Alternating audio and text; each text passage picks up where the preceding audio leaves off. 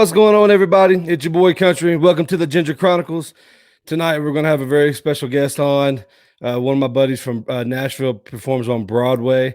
He also performed with Ray Ritlock, who we had a few weeks ago, Ballistic. But tonight, he's here to talk about his own band and talk about what's going on Broadway with the metal scene. So let me bring him on up. Welcome, Jake Johnson of Jake, Jay, and the Killjoys. What's up, Jake? How you doing, buddy? I'm well. How are you? Man, I'm doing great. Doing great. Good to hear. You're in Nashville right now, right? Yes, I am. I'm at my House of Horrors, as you can see. Nice. Loving the backdrop. Loving it. Thank you. So we brought you on tonight to talk about your band, Jake, Jay, and the Killjoys, and talking about what's going on with Nashville right now in the metal scene. So tell everybody a little bit about your band and so they get to know y'all a little bit more. Of course. So I have this project, Jake, Jay, and the Killjoys. A little while ago, we were kind of more pop. We had an opportunity to open for Bon Jovi in Salt Lake and in Nashville. We've done the Kiss Cruise several times. I started working with Desmond Child a couple of years ago, and he pushed me to go a little heavier, more industrial, got me really back into my industrial metal roots. Said listen to more Nine Inch Nails and learn to master your lower register. So this first little while, I did this record called the Odium Opera, which is available on Spotify and iTunes, Amazon, Pandora, Pornhub. I'll post some links to that as well. Awesome. Thank you. And Odium Opera, we did it, and it was very inspired by like Typo Negative, Ghost, Rob Zombie, Marilyn Manson. It's a concept album about kind of turning from the pop into heavier. It's the middle ground between what we're doing now, which is far more aggressive and nasty. We've been listening to a lot of Typo, 9 Inch, Rammstein, Slipknot. So it's going to be a much heavier, really clunky, nasty industrial album because now we know our sound. I'm learning my register with the style of music. My screams are getting a lot better. And especially with this pandemic, I've had a nice break on the vocals. Break on the vocals, but also influence. Yeah, I've been realizing, with why we had artists like Rammstein and Marilyn Manson was because there was such turmoil in the world. You had Columbine, a lot of war going on. There was, disputes in the Middle East, and then you have post 9/11 stuff, which really fueled those kind of artists, where it was just trauma to the country. Where this is something that's affecting the world, right? And I'm like, there's so many angry people out there, and there's so many people that are craving a villain. So we're working on very villain-friendly material. That's going to be the nightmare of every parent. Oh, wow. Every parent's going to hate it. I'm gonna love it. Of course. So you guys perform on Broadway mainly, is that correct? Correct. Tomorrow is our first show. We'll be doing Metal Monday at Mellow Mushroom, 10 p.m. to 1 a.m. Nice. And it's a lot of great songs. I'm not going to reveal all my tricks yet, but it's we're playing a lot of Rammstein, Typo, Ghost, Slipknot. It's going to be a really good show. So if you're a metal fan, it's perfect for you. And for those of you that starts on April the 5th, even though you'll probably see this after that, but that's going to be every Monday night though, right? Mm-hmm. Nice. That's every regular. Monday night, 10 p.m. Central Time to 1 a.m. in the morning. Definitely got to check out Jake, Jay, and the Killjoys at a Mellow Mushroom. How long have you guys been together? I've known. Well, the problem is I've shifted a lot of members. A lot of members have come and gone. They've gotten other gigs, and I had a drummer that actually is now playing with Tiffany. Okay. So, and old bass player is now, he was playing at the Opry before COVID hit. So, I'm very honored to be playing around so many young, driven musicians, and even very inspiring. Dustin Rex, Cody Waggett, Kyle Davis, Jacob Bishop, a lot of friends of mine that are just great players. And now I got Zach Dubois on drums, who is a monster, can play anything Avenged Sevenfold. He's a great friend. He's also we both grew up in Jersey. I spent 2 years in Jersey. He's from Jersey originally, so we're both a little bit like a Jersey boy friend going on there. We have Matt Dice on bass. He's from CKY. And then Jeremy Barber on guitar. We're all friends. We've all done, the Rare Hair and the metal shows in Nashville, showcasing different players. So we're all very familiar with these songs. We grew up with these songs. So there's going to be a lot of passion and angst with this material. Hell yeah. That's going to be a good show. Dude, definitely bringing something different to Nashville because, I mean, I'm from Nashville and you've been in Nashville a while. Anybody who lives there, we refer to it as Music City because I've seen bands like Seether record albums. I've seen rappers record albums. I've seen everybody from different genres record albums in Nashville. So to me, it's always been just Music City.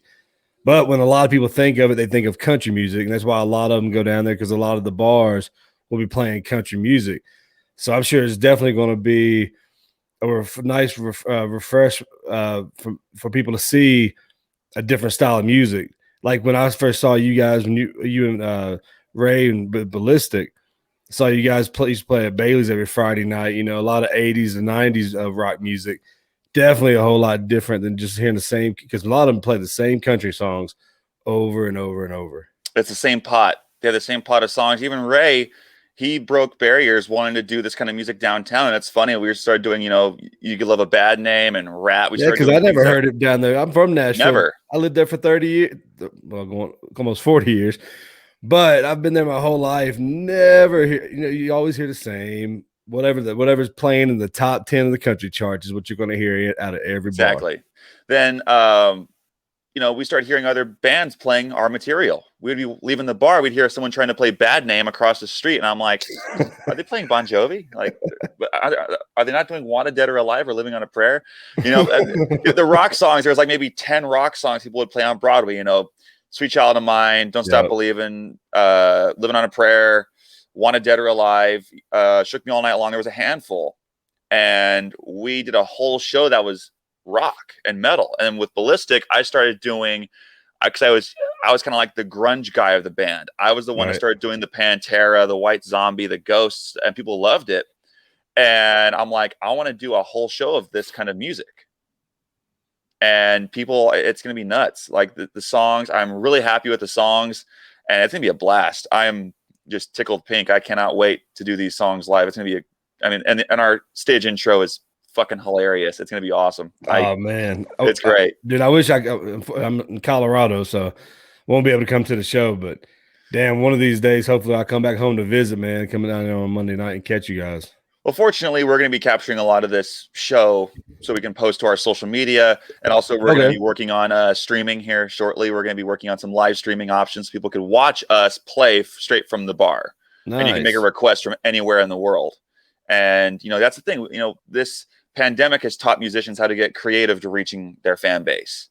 This is really, this is a do or die situation with musicians, and we're starting to really get creative, and artistic abilities are starting to really showcase with artists. And so it's cool to see that people are tuning into these forms and these styles of reaching an audience. Yeah, I can't wait, because I've like a lot of mainstream artists, I'm sure a lot of comedians, a lot of local artists, people who develop their art, like music or whatever, comedy, whatever it may be. I'm sure during this whole last year, a lot of them are just writing down stuff, whether it be music or jokes or whatever. And I can't wait, dude, when everything starts to open back up, to be able to go out and just any show you want to go to and listen to all the new material everybody's got. It's going to be amazing. It's going to be great. It's going to be an overwhelming amount of really inspiring art. And like I was just thinking about this the other day. I was watching a documentary called Nightmares in Red, White, and Blue, which is a documentary talking about how after every major traumatic event, if it's World War II, Vietnam, 9/11, whatever it may be, there's a huge wave of horror films that have their own texture and style or even theme. And I'm like, well, we just went through a year and a half of absolute hell. So I cannot wait to see what kind of horror movies come out of this. I'm probably going to see like a 28 Days Later style zombie movie. I'm excited. Whatever's coming, I'm just ready to indulge in it, like overindulge in what is being created right now, because I'm sure it's going to be fantastic. Yeah, I think you and the rest of the world, man, everybody's like waiting for everything just to open back up and just see how crazy it gets. It's going to be awesome. It's going to be awesome. Metal shows are going to be more violent than ever. People are going to be what I hope is that at these shows that we see a lot less phones. People are just going to be like so excited to be there and just be like, nah, they're going, you know, especially the younger generation is still going to have their phone out and just, oh, of course. Unless there's a policy. I've seen it a few times at concerts where they'll confiscate your phone. They'll put it, well, they won't confiscate it, but they'll make you put it in like this little contraption they have to where you can't unlock it until you get ready to leave. And I've seen that done. Yeah, but I've seen I think Tool did that. They have some kind of device that basically shuts down phones, which is nuts. Yeah, I was at Bridgestone Arena. I think Tool was the band there that was doing. There was a comedian that did it too. It was hilarious watching people get pissed off about their phone. It's like, just enjoy the show. Like I remember seeing a Rob Zombie show where he's like, before he started the next song, he says, "All right, everyone, put your phones down. We're gonna do this old school." And he even bitches about it, where he's like, "Man, what happened to like the '90s where people were there just to enjoy a show and live?" Exactly. Like, I take one picture to say, "I'm here, I'm at the show," and then I'm gonna focus on watching the show. Like hopefully I'm gonna go see Rammstein in Chicago if it's not postponed to next year. And at that show, I'm going to get one picture of the stage just going, "I'm here, I'm stoked." And then after that, I'm just going to be absolutely wasted in a lederhosen jamming out to German metal. It's going to be awesome. I can't wait for music festivals to come back. Oh, I know. I hope they do more metal fests in Nashville. That went well. I don't know why they're not doing that anymore. Are you talking about Exit 111? Mm-hmm. Yeah, I was there. It was freaking awesome. I loved it. I missed it. I was going to go because we have friends in Def Leppard, and we were going to see Def Leppard and Ghost and Slayer. And I'm like, oh my God, I got to go to this. And I'm like, I have to work. Yeah, because you mentioned Ghost earlier, man. And I was definitely there to see Skinner, Def Leppard, ZZ Top, Ghost. I was really not all that familiar with them. And then I got to see them live there, and I was like, whoa, all right. I was digging it. They change your... It's insane the style of music they have. It's like you don't expect it either. No, it's like ABBA and Black Sabbath. Yeah, it's a perfect one. It's perfect, right? Everyone calls them ABBA metal, and I'm like, I don't care. It's awesome. I like it. It's catchy and makes me happy. And plus, were you there for Guns N' Roses? I didn't go to any of the show because I didn't have. The day I was gonna go to see Def Leppard, I had to go work. So. Oh man, you should. Axl comes out looking like Mike Myers, the comedian Austin Powers. Mike Myers. His hair was short. I mean, and put on a lot of weight, and I mean, it was just hilarious. We were so damn hammered and shit faced, but it was a good time. I loved it. Yeah, Slash still kicks ass. I'm glad that Slash is. Slash just plays that stuff so effortlessly. He just is a monster. I don't care what anyone says. One of the best guitarists. I mean, hands down, definitely. I don't care what anyone says. Slash is awesome. Yeah, he's amazing. He smokes. Oh yeah. So as far as you were wondering why they don't have more, they used to have BuzzFest. That was back in the day. That was downtown. I'm trying to remember the last time. I think the last time they probably had it was around 2009, 2010, and they would have that downtown. Last time I went to it, they had it right outside of the Titans football stadium. It was kind of weird when you get down there, and then once you start getting drunk and just start having fun, it becomes like any other festival. But it was almost like being in I think they had it in the parking lot. Nice. It was one of the weirdest. And then now, of course, they've had Bonnaroo there every year out where they had Exit 111. And I think they're actually going to have Bonnaroo this year. I saw that. Yeah, I think Foo Fighters is playing one of the days, and it's to be fun. Yeah, Foo would probably be one of the only people I'd want to go see there. Same. I was looking at the lineup, and I was like, it seems like the normal Bonnaroo lineup. Yeah, it's just, I don't know. And that's another thing, too, at the festivals here, they have Bonnaroo, and then there's always those concerts in the park. Mm-hmm. Live on the Green. Yeah, Live on the Green, that's it, thank you. Yep. And then they have, Pride Week, and I'm just sitting here going, I hear a lot of Kings of Leon style bands and country. Oh, yeah. Yeah, pretty much. I mean, the only time you'll get anything close to metal was Exit 111 or probably the Cannery. So a lot of bands will play there. Exit In. I heard they rebuilt the building and it's coming back. Exit is, I think it was Basement East you're thinking about, because Basement East was one that got hit with the tornado. Yeah, Basement East. Yeah. And Exit In. From what I understand, was a different building. There's some stuff going on with Exit In right now. From what I understand, it's been bought by a hotel developer. So okay, that's where I'm getting confused. Okay, now I remember someone posting "Save Exit In" or something like that. Yeah, it's heartbreaking. So is the hotel are they talking about closing it down permanently? And I don't know. Man, I saw a couple good shows at Exit In back in the day. I've seen a lot of great shows there, man. It's funny. I was talking to my dad about this. I'm I'm gonna go do Exit In. I'm doing industrial metal night, and he goes, Exit In's still around? And I'm like, yeah. And he goes, he's like, I used to play there with David Bromberg and all those guys. Wow, I'm still amazed it's still around. And you look at the wall and you remember, I love how one of the first bands you see on that wall is Guar. Yeah. there's Guar, and you see Johnny Cash, and then Black Crows, and you're like, what is this venue? Yeah, Gore is kind of funny because I've been watching that show, The Young Rock, Yeah. about Dwayne the Rock Johnson, and someone, I remember people making a big stink about it because they had a Gore T-shirt on. Yes. The year before the band actually got out there and put out their first album. So I remember people bitching about the historical reference of that.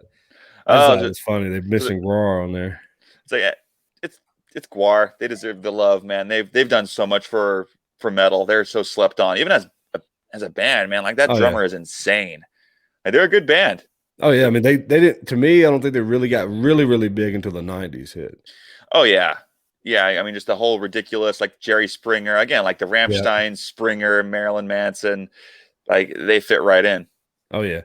So have you guys? You said you opened for Bon Jovi. Have y'all? Where's y'all? Some of y'all's favorite places to tour? I guess you could say. I love Vegas. Okay. I like Vegas. I'm getting married there in September, so I love Vegas too. Oh, right on. Congrats. I appreciate it. Thank you. I love Vegas, man. I have a lot of connections there because my dad played in Raiding the Rock Vault, so I got a good following and a friendship there in Vegas. I like the crew. I like the goth rock style that's there, and even like Vamped. That's one of my favorite venues to play. I love Vamped. Great, just awesome venue. You walk in there, it's all vampiric and gothic, and there's like murals of Kiss on the wall, and you're like, I'm right at home. I'll have to check that out because I've only been to Vegas twice, but I haven't really been to any of their music venues at all. It's a cool venue, man. I've opened up there for Gus G of Ozzy Osbourne. Okay. And I also opened for my buddy Todd Kearns there. So I've had 2 good shows there. It's a really fun venue. Really fun. Love that place. So we're hoping to get out there. We're hoping to do a run at some point. I'm doing like Colorado, hitting up the Denver goth scene there, going to Salt Lake, doing the goth scene there, then go back down to Vegas, maybe do LA since we're so close. But, we'll see. Well, I live 20 minutes south of Denver, man, at least for the next 6 months. So right on. If you guys make it out here, you definitely got to let me know so I can come to that show. Oh, of course. Of course. We just love the mountains. I miss Utah. I grew up there. So, okay. I love the culture that's there. And even like, it's funny that in Salt Lake, there's a really good industrial like goth scene there. Really? It's very slept on. Yeah. Cause I think there's a lot of rebellion against, the church and stuff. So yeah, like most people think of the church and stuff when they think of Utah, they think of the whole, the Mormon polygamy type stuff. Yeah, exactly. So there's like a 2-mile block of just like industrial factories and haunted buildings, haunted houses, goth bars, gay bars, sketchy 7-Elevens, it's dark. I've known a couple of those. It's got this grungy. It's like instead of gravel, they have just broken heroin needles. Like that's the kind of like grungy, nasty environment that you're dealing with. And this is in Utah? Yeah. I never would have thought. I thought that sounds more like LA to me than Utah. Right?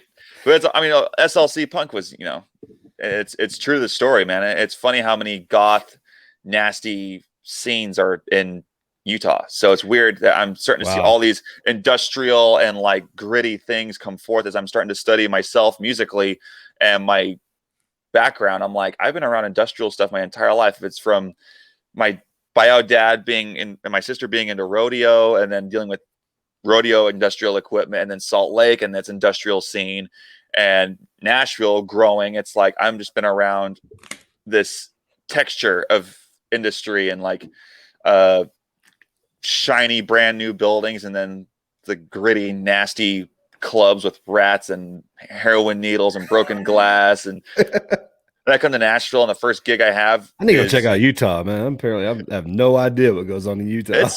And there's some good venues there.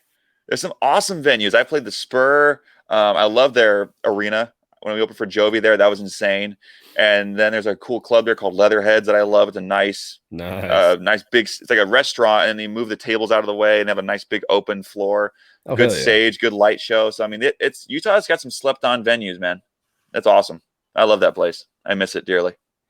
Yeah. I think, I've only been to Cali once, I went to LA for a couple of days, checked, and then, I've never been to Utah. Of course, I've been to Vegas, but as far as Nevada goes itself, just Vegas. So, yes, I really need to check out all those areas, especially Utah. Apparently, because apparently I have no idea what Utah's really about. It's crazy, man. Even Park City, I played in Park City a lot doing like the Sundance Film Festival. They would have the shows, they'd have the movies, and then in the latest feature, there's celebrities everywhere. And then there'd be like these venues with rock bands playing inside of them. I mean, Velvet Revolver did a show there. Yeah. You'd never know who you'd see. And like we did a show, and I had my dad come out and play bass with us. We got Richie Sambora to play with us. And the bar was so full that the fire marshal said, if you let one more person in this building, we're going to close you down. And we sold out their alcohol. And so we sold all their booze. They had to go next door and buy alcohol from the neighboring bars to stock their own shelves. Damn. Yeah, that was one of the most aggressive shows I've ever had, because it was just like overwhelming amount of just people and heat and noise. It was awesome. And you said are you from Jersey or are you from Utah? I grew up in Utah. I was born in Utah, and then when I was 8 years old, I moved to New Jersey. I spent 2 years there with my mom and stepdad. Then we came back to Utah because my mom's parents were sick when I was about 10 years old. And from there on out, I was in Utah. And then I moved to Nashville when I was 19 years old. And I opened for Bon Jovi in the first 3 months that I lived in Nashville. And that's crazy. And the next gig I had after that, I played the Spring Water to nobody. Because I learned a quick lesson about ego with Nashville, is that if the city catches a whiff of your ego, it will kick you in the ass. Oh yeah, they have a habit of doing that. I mean, they'll chew up a lot of people in Nashville. I see a lot of people come down there with these big dreams. Everybody does. I mean, very few, a lot of them go back home. Yeah, I think it's or they get sucked into Broadway and they're there. Yeah. The thing is, I want to do this Metal Monday thing as long as you possibly can, but the initial goal is not to stay there forever.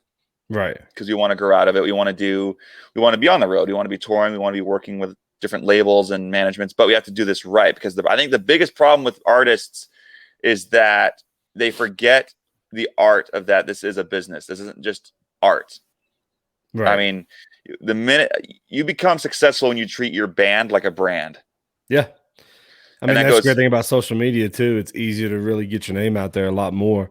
Exactly. You don't have to rely solely on a record company. With social media, you can get to a whole lot of people and build your brand. Agreed. And there's ways to capture content. I mean, our phones are so good at capturing content. It's like, why wouldn't we take advantage of this? Let's just document what we do, and you document your own life, and you document your shows, and you put it out there. Then next, you have your own brand, you have your own T-shirt, a good looking logo. In fact, we have the guy. Do you remember the video game Diablo? Oh yeah. The guy that designed the logo for that is doing our logo. Oh, nice. So we're gonna have a real nasty, gothic, industrial, satanic, just bad motherfucking logo. We're stoked, man. So that's the thing, is that we want to do this. We want to build a following down there, because the thing is with rock is that there's rock residency, like the rock and roll residency. Those are good friends of mine, and they were doing Mercy Lounge. Okay, yeah, I've been forever, and it was always full of people. Yep. The rock is here. Oh yeah, it's Music City, and that's the thing, is that I'm hoping that with this style, I want to put a speaker right in the window of Mellow Mushroom, because I want people to walk by and hear Slipknot and Marilyn Manson and these nasty rock and roll songs, to say it's not all country music, guys. This is still music. Yeah. It's all still music. Metal is just seen as noise, and it's like, no, this is rhythm and groove. Try learning a Rammstein song and staying on that beat. It's hard, and then you have to. You're gonna get a lot of people to come in too, especially after a lot of them are walking around and all they hear is the same song over and over again. You guys, when I was at Bailey's, and I would hear you guys with Ballistic, and y'all, of course, y'all would play right there next to the open windows. We had three or four huge ass open windows. Yep. And people would just stop, and they're like, because all they hear down the street is country, and then you guys were playing the 80s and 90s rock. But yeah, the metal crew's definitely down there too, man. You guys end up pulling them in. I'm excited, especially with Mondays are starting to be hopping. Yeah. I was worried about Mondays, but they said no. Mondays are usually one of the really good nights down there because No, Tuesday yeah. everybody flies out because their flights are cheaper on Tuesday. So all the tourists will fly out. I learned that really quick. Monday night, I used to make bank downtown Nashville because Nice. people were still there. They didn't fly out till Tuesday morning when it was cheaper. Nice. There we go. I think Tuesdays and Wednesdays are the hardest shifts. Yeah. I mean, very rarely we ever get like a nice crew. I remember one time we did a gig with Ballistic where the room was dead. I mean, DEAD, dead. And it's Tuesday, we're about to be like, I want to call this. We're just about to hang it up. And all of a sudden, this guy comes in. And he's like, "Oh, you guys are playing Poison? I'll be right back." He comes back. He grabs all of his buddies that were at another bar, and he brought in this massive group of people. They're all here for a conference. And we made like $300 that one night because you're just like,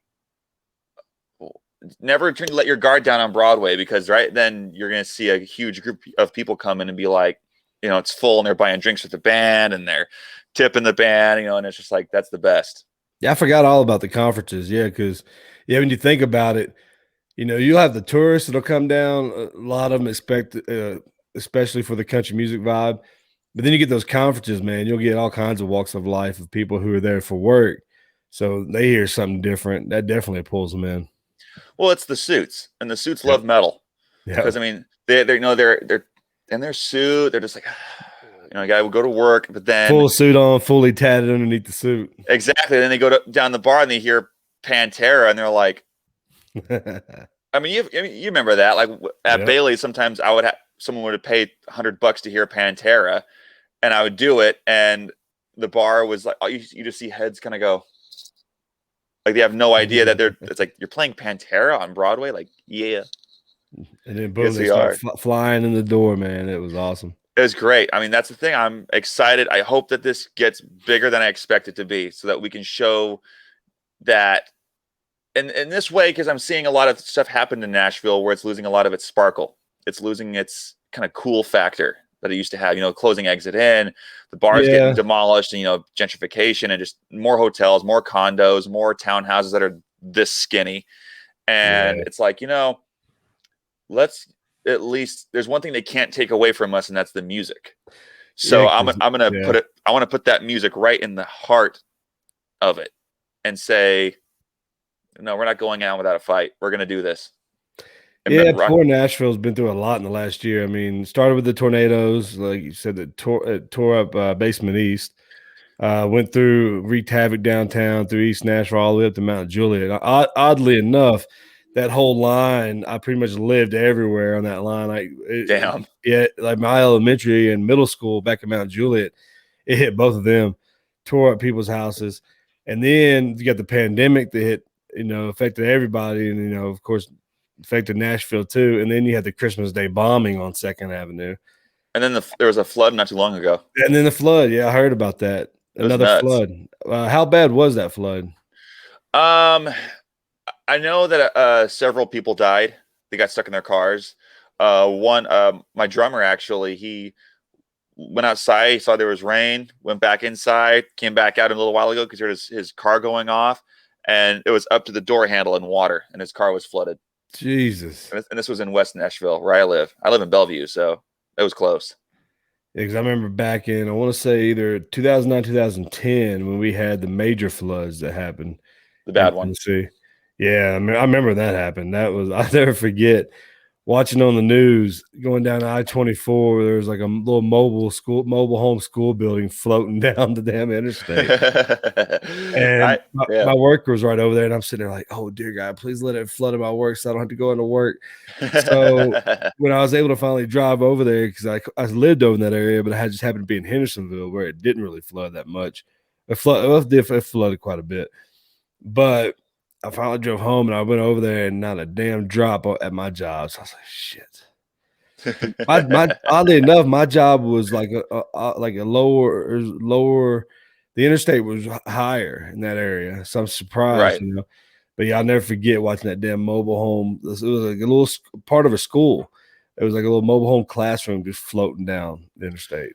I'll never. I mean, I remember living in I was living in Park City, and I remember hearing about the flood happening and like Gibson guitars getting demolished and like the mall. I mean, I saw pictures of of the Gaylord underwater, and I was like, Yeah, it took them a while to insane. redo that mall and get it back going. That was It was insane, at man. least a few years. I want to say at least 3 years before they reopened that mall. Yeah, it totally got trashed.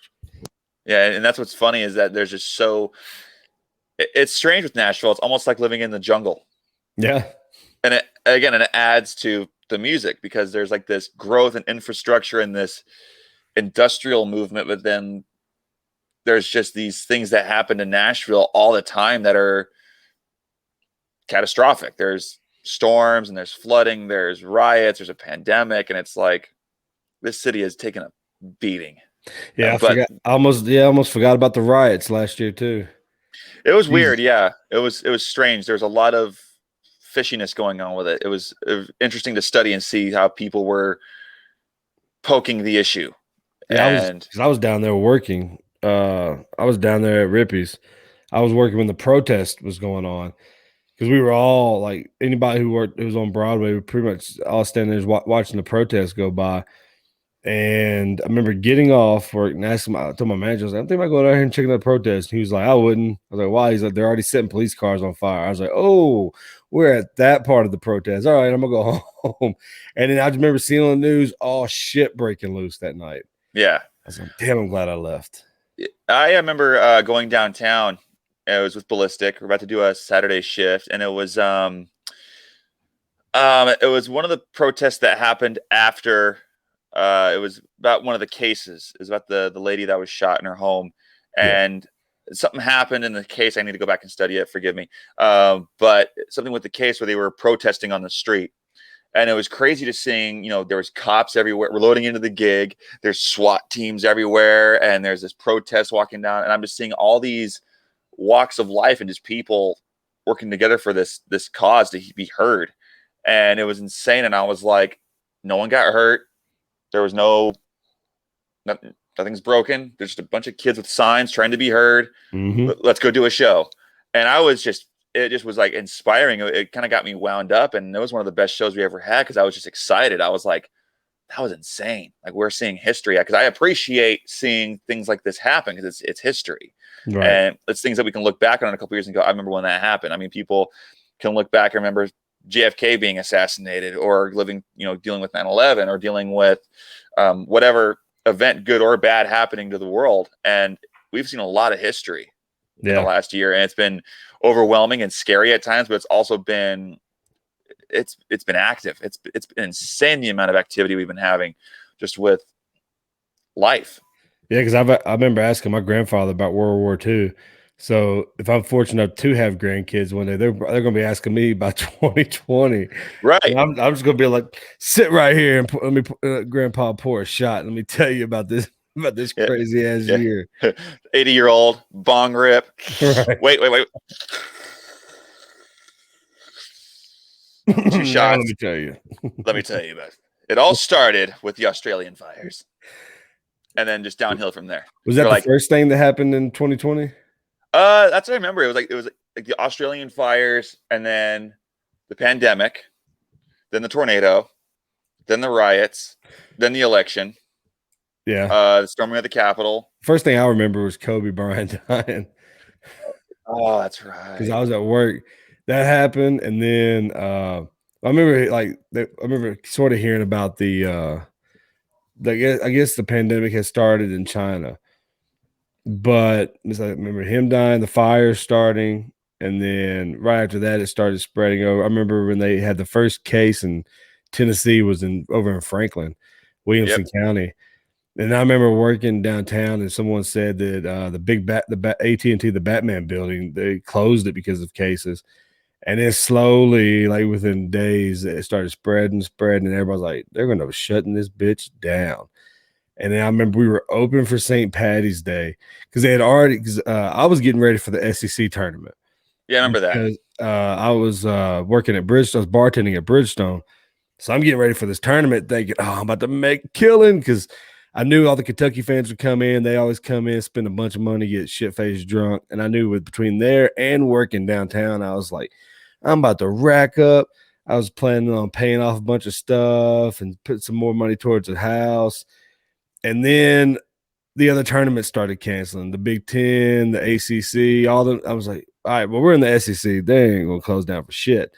They had one game, and then in the middle of that game, said the rest of the tournament was canceled. And I was like, fuck. And then St. Patrick's Day happened. And I remember people were on Broadway partying their asses off, but then later on that week, everything shut down. I remember the last show I had, and we started hearing about it, and we're just thinking, it's just a cold. I think we already had it back in February. Yeah, And everybody was saying that. everyone says, I think I already had it. I already had a cold. I don't know what's going on. You don't take it serious. Oh, this is all a scam. I don't know what's going on. And then it was one Sunday over at Whiskey Bent. And it was a pretty good crowd, but there was cop cars, and you just smelled something in the air. You just knew, like, this is our last show. Yep. And then the next day we get the call saying we're closed. For how long? We don't know. I remember it was all 2 weeks. They said in 2 weeks we're going to be back to normal. And then it's like, that's the longest 2 weeks I've ever fucking lived through. It was ended up lasting like 2 months. I mean, it was about 3 months. Yeah, it was a lot. Yeah, I mean, even when they open back up, it's so limited. It was very limited, and it was like acoustic gigs in some spots, and I was like, this fucking blows. Right now, people are getting vaccinated. I'm trying to schedule to get vaccinated as well. My dad just got vaccinated, so my mom's vaccinated, so I'm want to get this done and over with so I can get back to work. I think my fiance scheduled her appointment to give that. I haven't even looked at the appointments yet because I work 6 days a week, and I'm like, shit, I don't even know when I can get vaccinated because I think some of the side effects are you feel like shit the whole next day.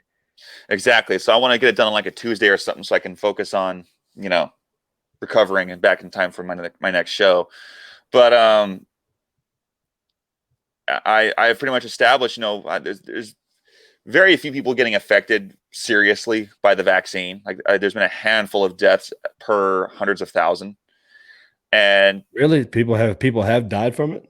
Very few. It's like 5 per 500,000 or something like that. It's a very strange number. Don't quote me on that, but it's very minimal. But also, just allergic reactions or whatever else is in their system. You don't know. I mean, there's a thing where they say you're not supposed to take ibuprofen before some of the vaccines because it can mess with your liver and cause problems.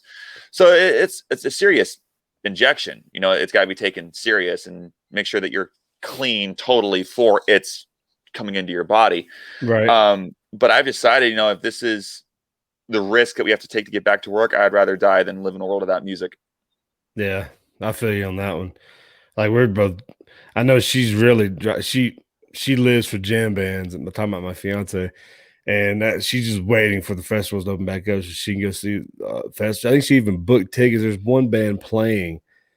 I'm trying to remember when it is. I think it's May.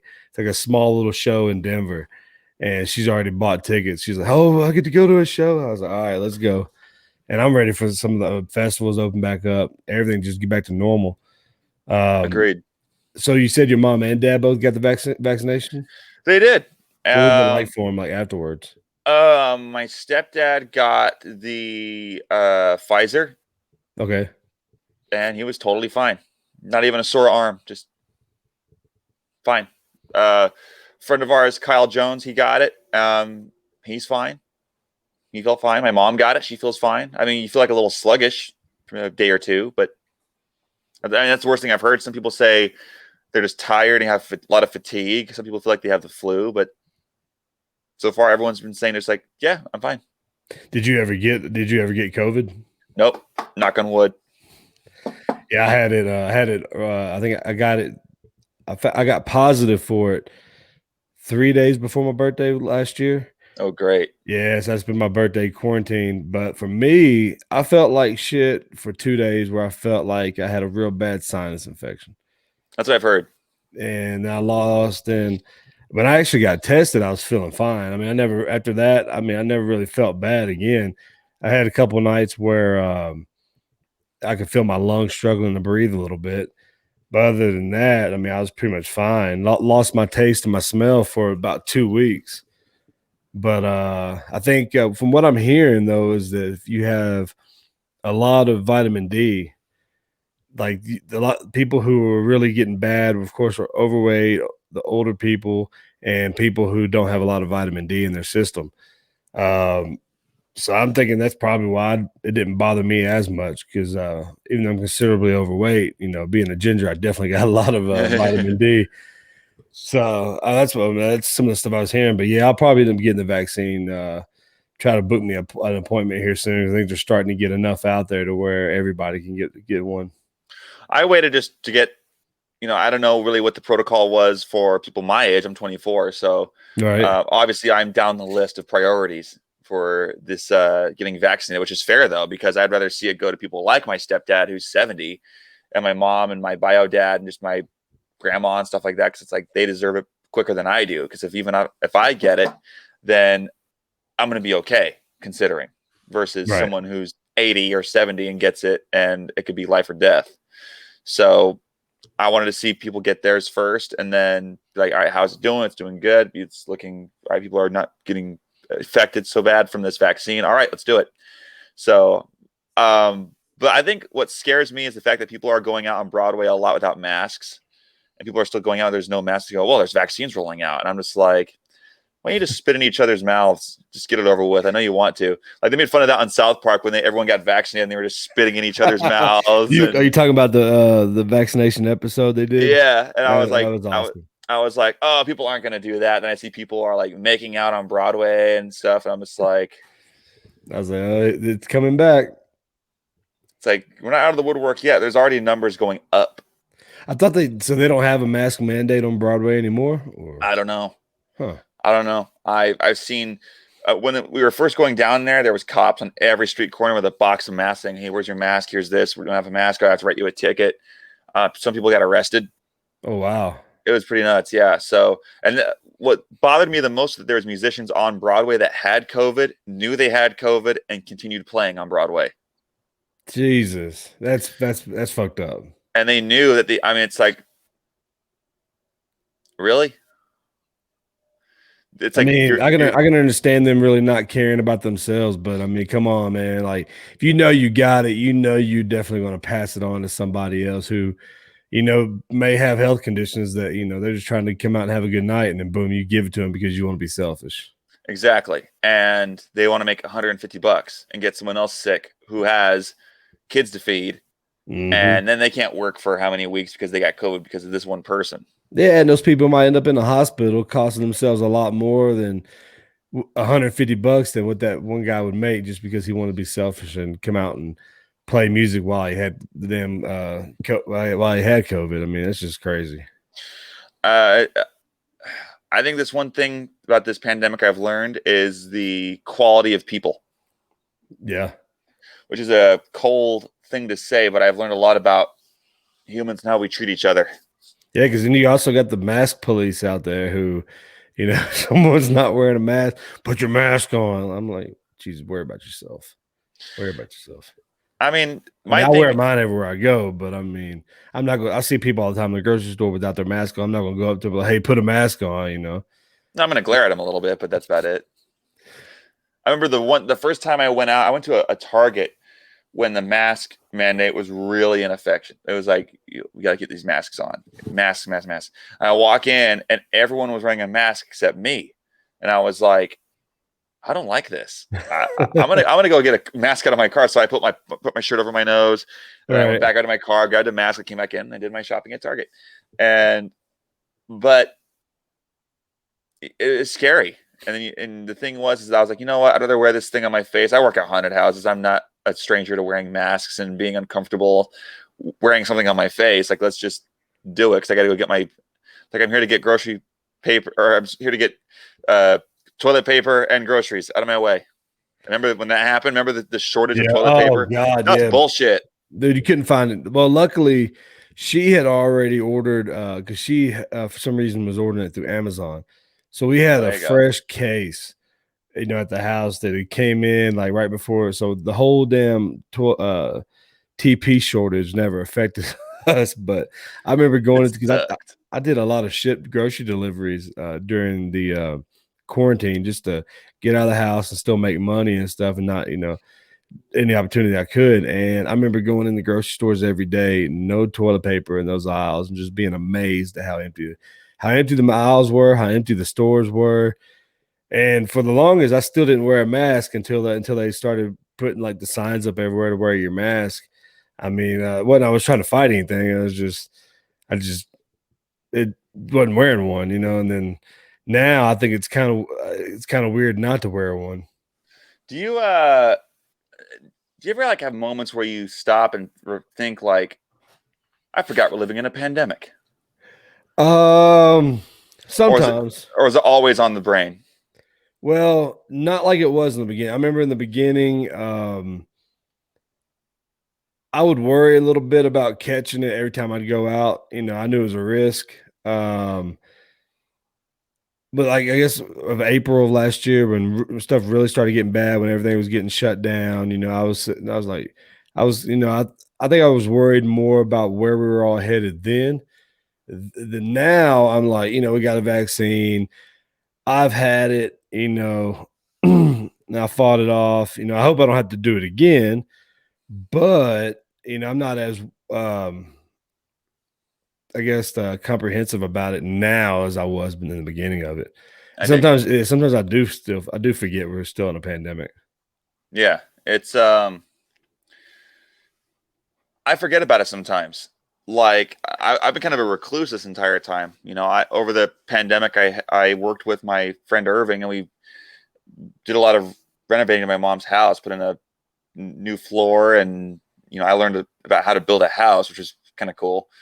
But it was insane. Like I would just try to distract myself, and that was a problem too. Is I'm a guy where if I stop, if I am inactive in any way, I get depressed, and I'm a workaholic bad.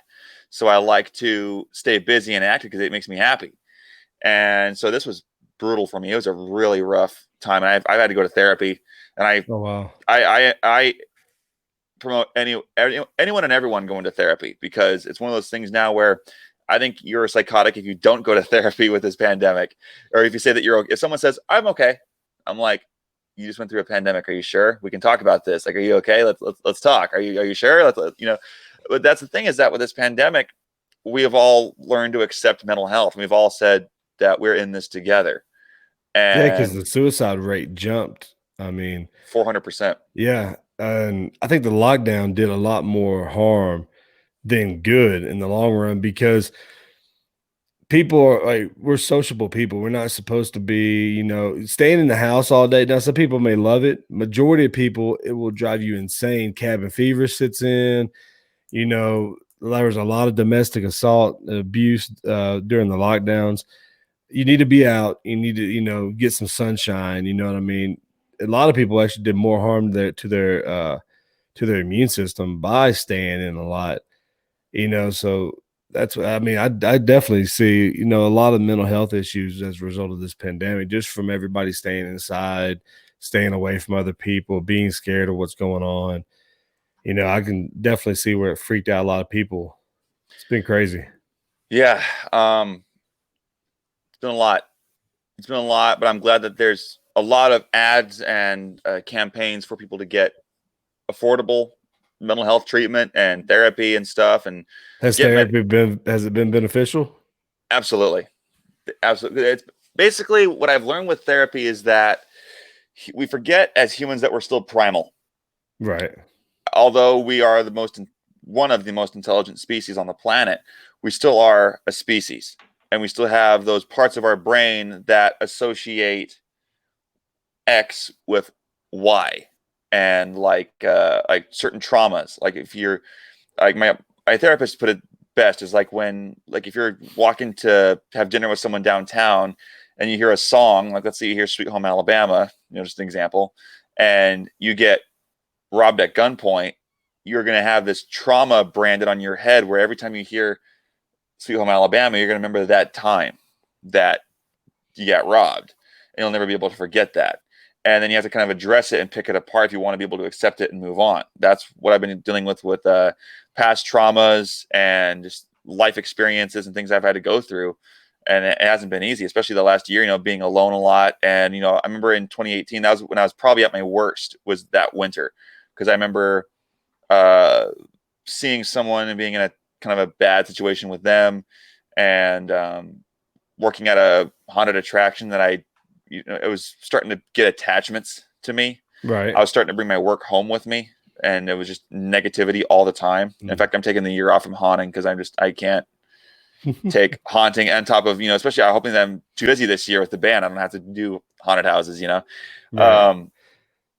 So But I'm definitely going to want if they open them up this year because they didn't have, of course, with the pandemic, there weren't any last year. it was weird. Yeah. They the difference they did this year with haunted houses was they did a lot of speaker scares, which they'd be kind of tucked away in a corner, and you'd press a button and it would strobe lights go off and screams like the bejesus, and it was awesome. It was fine, and we made it work, but I was outside. Right. And I remember one night this lady was in line, and I was like, I was the headless horseman, so I was like, mask up or the head comes off, just it was clever. I was pretty proud of that line. And she pulls her mask down and just goes like this. And I was like, I was so furious. I went over and grabbed security, and I was like, get her the fuck out of here. I'm gonna kill her. Get her fuck out of here. I'm gonna murder her. I hate you. Get out of my fucking face. I hate you so much. And I was damn, she triggered you a lot, huh? Well, it was just like it pissed me off because I was just kind of like, I think I took actions like that personally because it's because of people like that don't take this pandemic serious that we can't do what we want to do. Tours are being postponed. People are out of work. People have quit music because of this pandemic. Yeah. So something like that is infuriating, but I also am a firm believer in karma. So yeah, I think in the end, like, because a lot of people who were downplaying the severity of the pandemic just because it wasn't affecting them personally. And then I remember a lot of them calling it a hoax, man. A lot of them who called it a hoax ended up getting it worse. I mean, hospitalized. Yep. I mean, karma's a bitch. Karma gets you. That's why when I got it, how mild mine was, I was like, I'm glad I never called it a hoax. I mean, because I felt like shit for a couple of days, but I know I knew a few people who died from it. And then I know a lot of people who had it real bad. And I knew a lot of people who didn't have it as bad at all. Barely even knew they had it. Same. I just think it depends on the person. Yeah, it needs to be taken just serious. Yeah. And I think the word to use for it is a respect. Where it's the same thing with like a firearm or smoking or drink, anything that can cause harm. It doesn't deserve fear. It deserves respect. Right. Because then we can at least function and treat it for its power. Because COVID, it took one sneeze and the world went on lockdown. Yeah. And it was it. And I'm hoping a lot of people learn from this to take care of their bodies better. Like for me, I'm back in the gym now. I'm eating better. I'm taking a lot more vitamins. Because even though I feel like I got lucky, when I got it and how mild it was. So to prevent me getting anything that could be worse later on, I'm gonna take the steps now by taking better care of my body, eating right, vitamins, exercise, and I'm hoping others do too. Because if you treat your body right, you put the right stuff in your body, man, your immune system will boost. Your body will reward you, and you'll be able to fight all diseases. Because hell, Joe Rogan, I listen to his podcast all the time, and he was in a room full of other comedians. Everybody in that room got it but him. And he talks about how because he takes vitamins every day, exercises, eats right. I'm hoping a lot of people learn from this, man, and start. I definitely have. So I'm hoping others do too, and lead a more healthier world. No, I agree. I hope that we have just proper treatment. Because I think we had this thing where it was a go life mentality. Right. We didn't take time to stop and go, well, we need to address making a good meal for ourselves. It's like, I'm just going to get Wendy's instead. Because I know because I'm that guy. 99-cent heart attack, baby. It's the cheapest heart attack you can get, but it's so good. Yep. So good. That's so good. Yeah, I think can count even last year with the whole pandemic. I can still count on both hands how many times I ate out fast food. I could count it on one hand if I was holding a calculator. Yeah, I've eaten a lot just because it's there. Dude, I'm loving that kiss sign right behind you. The ones, oh, Thank only you. the first three letters light up. Yes, unfortunately, it's the pinball machine. So I got that. Nice. I was about to ask if that's what it was. Yes, the pinball machine. I got that back. I've had it for almost 10 years. We found it on my mom found it on Craigslist, and Oh this guy wow. was selling it for $800. Hmm. And that was the best snag ever. So I'm leaving it on next couple of days because you can see the scoreboards aren't working. So I'm Right. trying to burn out as many lights as I can, so then I can have some repairs people come up and replace all the lights and give it some love, because There you go. it's like a saltwater fish tank. It needs repairs and love. So, but it's one of my projects. I've been posting about it on TikTok. Hell yeah. It's Well, fun. where can go ahead and tell everybody where they can find you and find on all your socials and stuff, like your TikTok and everything. Of course. So Facebook, Instagram, TikTok, it's all the same. Jake J and the Killjoys, JAKE and the Killjoys. And my website is jakejandthekilljoys.com, or also jjatk.com. We're working on a brand new website right now that looks fantastic, and we're doing a whole new logo, a bunch of new merchandise coming soon. We're doing a bunch of CDs, really giving this some. We're doing a huge launch with this. It's gonna be fantastic, between the regular shift and then just the branding and everything. It's gonna be awesome. And we're probably gonna do a new logo or the new album cover for Odium Opera. Possibly, we're debating on that. And a lot of new music coming out soon. We're working on a bunch of Hell new yeah. material. And that's another thing too. Odium Opera. It's available on Spotify, Pandora, Amazon, whatever you got, it's there. And There you go. it's even on TikTok. So if you look up TikTok, Jake J and the Killjoys, we pop up. Odium Opera just dropped in 2020. So if you love Typo Negative, Ghost, Rob Zombie, it's right up your alley. Hell yeah. And so they can also find you every Monday night from Metal Mondays down at Mellow Mushroom. Mellow Mushroom on Broadway. What From any other nights you guys gonna be playing, or is that just Mondays for right now? We're starting with Mondays. We're hoping to add another show somewhere in the week, and then we're going to use our weekends to travel. Hell yeah. Well, Jake, man, I appreciate you joining us today. Unfortunately, the hour's almost over, so we got to bring the show to somewhat of a close, man. It's been great chatting with you, bro. I really appreciate it, man. Thank you for having me. Definitely, but definitely have a good one. I'll leave all his information right down at the bottom, and I'm out of here. Yeah.